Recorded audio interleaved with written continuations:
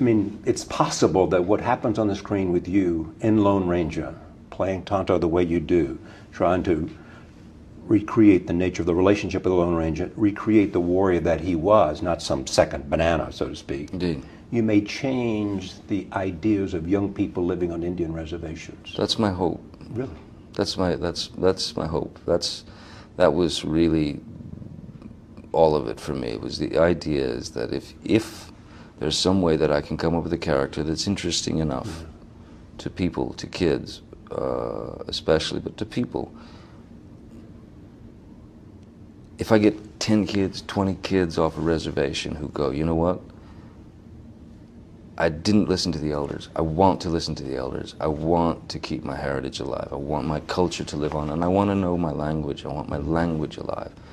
If 20 kids grab hold of that and stick it in their pockets, I'm feeling good, because that is going to multiply and multiply and multiply, and that's good. Self-image is everything.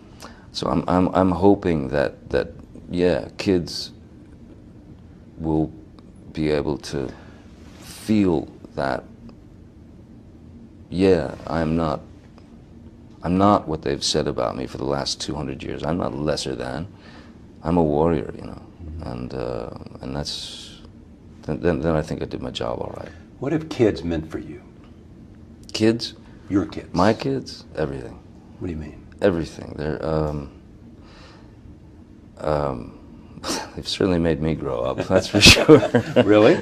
Yeah. Oh, they made me. You mean take responsibility, or?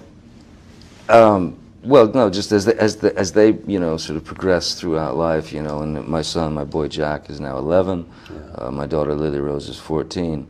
You know, you start getting hit with some very interesting situations in life, you know, as a parent, when they approach that teenage arena, which is frightening because you still have memories of that age and the things that you might have been doing at that age. So, yeah, no, you can't. And you lay awake thinking, God, I hope they don't do what I did. Oh God, oh yeah, but please don't do what I did. Yeah, but I mean, it really does make getting up in the morning for you. Absolutely. No,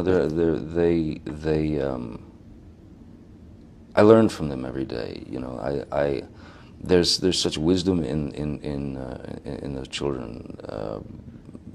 In that, I mean, look at the life that they've led. My children have had to live like fugitives. You know, in a way. I mean, I'm not. The paparazzi's there. The paparazzi's always there. You know, my daughter goes shopping, and the paparazzi are all over. You know, that's an ugly thing. If it's on me, you know, I'm not going to complain because look, I'm here in the ring. But the kids didn't ask for it. You know, but I learned from them because the way that they deal with it is, it's no big deal, Dad. You know? Don't worry about it. You know, they're so grown up about it. And while I'm raging, you know, they're like, "Don't worry, Pop." Yeah. They're the calming influence. Yeah. Oh yeah. And they got. I mean, you could explain and talk to them in you know, the split from their mother and having to come, which is always unpleasant, regardless of what happens. Always. But they were. I mean, my kids and Vanessa, by the way. You know, I mean. It was a very sort of calm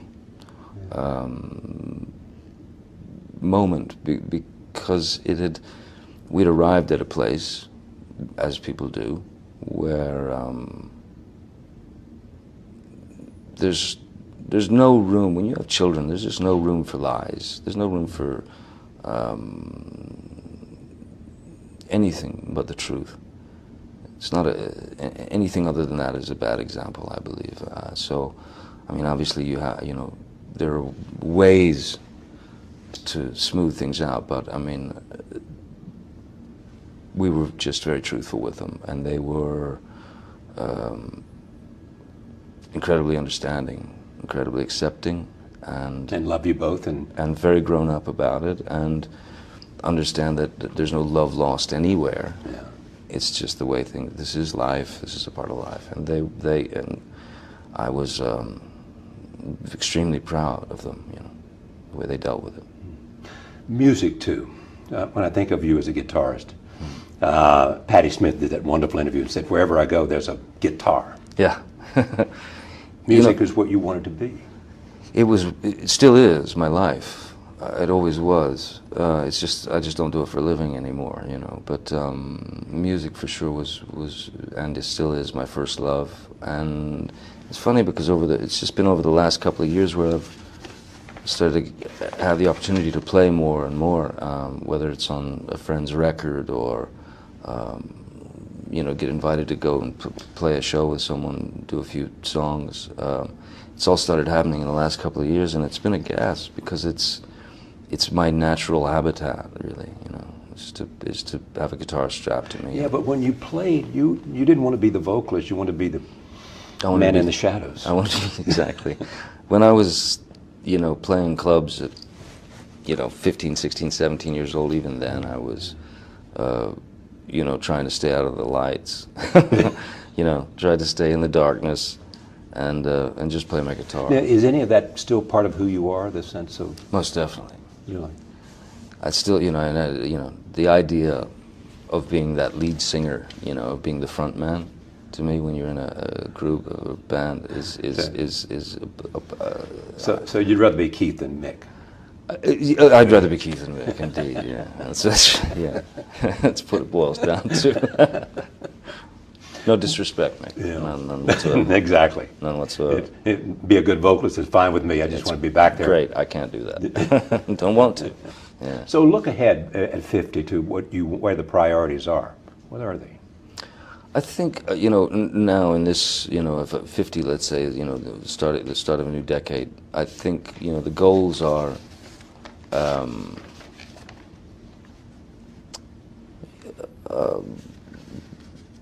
little bit more based, maybe slightly more selfish in a sense, not selfish, but that search for a little more freedom here and there, maybe a little less work, a little more time with the kids, you know, a little more freedom, a little more time off, just more space, more ability to, yeah, breathe and not, you know, have to be the novelty. What's interesting about you too, you work with directors more and more. I mean, how many Tim Burton and you have done? Seven or eight, I think. Yeah. In this film, the director, Gore Verbinski. I think it might be our fifth or sixth. Yeah. Like what is that about? Just simply finding a place, a zone, a comfort. Just it just so happens, you know, the relationship between Tim and I, you know, over the past 20-something years has really blossomed into a kind of a very unique and interesting partnership. Though, you know, I go off and do this and he goes off and does that, we still come back together. Gore, same thing, you know. He's a masterful filmmaker, and he's not afraid to try anything. And I've never seen anyone just keep it together. He holds it all together so incredibly well under that pressure. Patti Smith said about you, rebellious as Rochester, as loving as the Hatter, as ill-behaved as Jack Sparrow. Does that fit? I'll take it. That's sweet of her. That's very sweet of Patti. Yeah. I don't know. I think there's, you know, there was a director I worked with one time who said, "Come on now, it's time to get serious." And I remember looking at him and saying, "Really? Yeah. Please don't. You're gonna turn a camera on. We're gonna go out here and like lie. We're gonna. I mean, yeah, we'll do whatever. But I mean, essentially, what this is play, isn't it? It's playtime, you know. And if we're stuck to some sort of rigid, you know, box, then you're not going to get anything. The only way to get anything is to get out there and have a ball, you know. I couldn't agree more. There is also this, though. I mean, when music was your first love, and then acting came, and then acting flourished.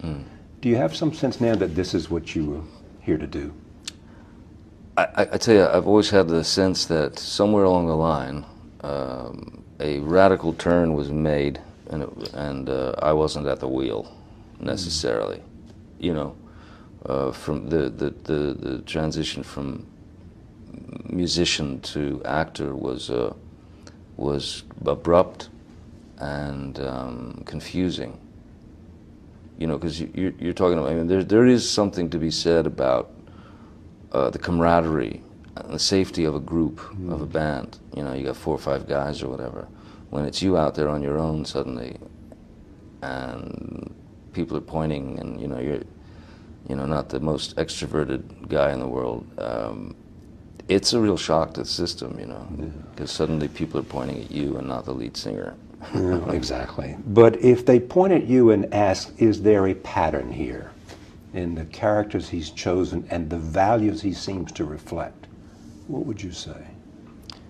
I'd say if there's a pattern, it's again, it's for, you know, it's an exploration of the outside, or the outsider, or what's considered the outsider, or the underdog, or the damaged, you know, and those are the things that I find interesting about people. You know, the great thing, Hunter said this a lot as well, and it's the same thing for an actor. Hunter, as a journalist, his most important sliver of his job was to observe, and at a certain point, he could no longer be the observer. He was being observed, and my whole world is about observation. You know, watching people and learning their tics and why do they do this, and that's an interesting way to sort of phrase something, or, you know, I mean, that's I watch people constantly. So watching him and literally living with Hunter, you understood Raoul Duke. I sponged. I mean, I lived with Hunter in his spider-riddled, you know, gunpowder, you know, filled basement for months on end, and I sponged him, and I told him, I am sponging. I'm sponging. I'm soaking everything up. I'm soaking everything up. You know. He committed suicide at 67. Yep. You know, and famously left a suicide note, it is said, I didn't see it, that after 50, you know, almost as if, and I didn't understand that. No, Hunter felt he'd lived like 30 years too long. Yeah, 17 at least. Yeah, he just felt that, you know. 27. Exactly, and he was at that point, and, you know, for those of us who knew him, we knew all along that would most likely be the way he would go. So it wasn't, I mean, it's always a shock, but it wasn't that much of a shock. What it was just devastation, because a whole universe was that you were connected to has been lopped off, and you know you'll never get those 3 a.m. calls anymore, and you know, or the mad, you know, driving through the hills in, you know, Aspen, you know, the tinkling of ice and scotch and madness, you know. Yeah. Connie, thank you. It's been great to see you. Charlie, it's great to see you as always. I look forward to whatever. All that we do. Yeah. Thank you. Thank you.